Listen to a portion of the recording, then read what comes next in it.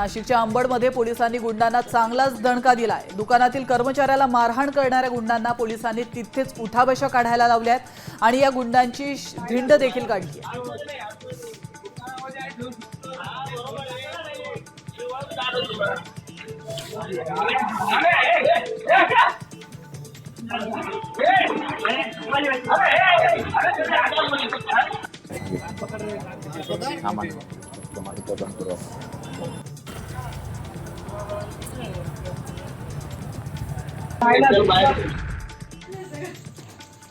गोपाळकाला उत्सवानिमित्त येवल्यामध्ये विविध घरांमध्ये आकर्षक श्रीकृष्णाची सजावट करण्यात आली आहे। पारंपरिक उत्सवाला आधुनिकतेची जोड देत नागरिकांनी आपल्या घरांना नयनरम्य देखाव्यांनी सजवलंय।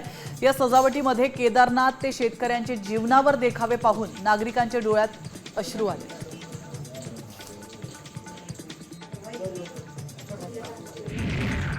निफाडमध्ये पोलीस स्टेशनतर्फे अंमली पदार्थ विरोधी मॅरेथॉन काढण्यात आली आहे। निफाड नगरपंचायतीच्या वतीने भव्य अशी रॅली आणि मॅरेथॉन काढण्यात आली। हजारो स्पर्धक मॅरेथॉन स्पर्धेमध्ये धावले।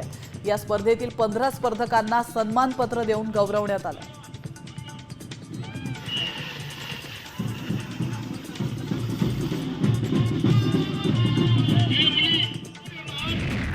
नाशिकमध्ये कोथिंबीरीचे दर घसरले आहेत। जिल्ह्यात सतत 3 दिवस पाऊस असल्याने कोथिंबीर खराब होते।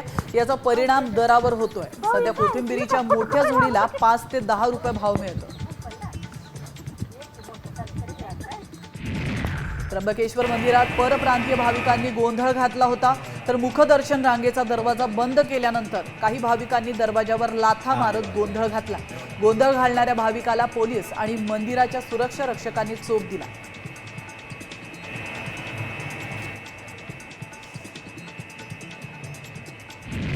आता isakal.com आहे देशातील नंबर 1 ची मराठी न्यूज वेबसाईट। प्रत्येक अपडेटसाठी isakal.com ला नक्की भेट द्या।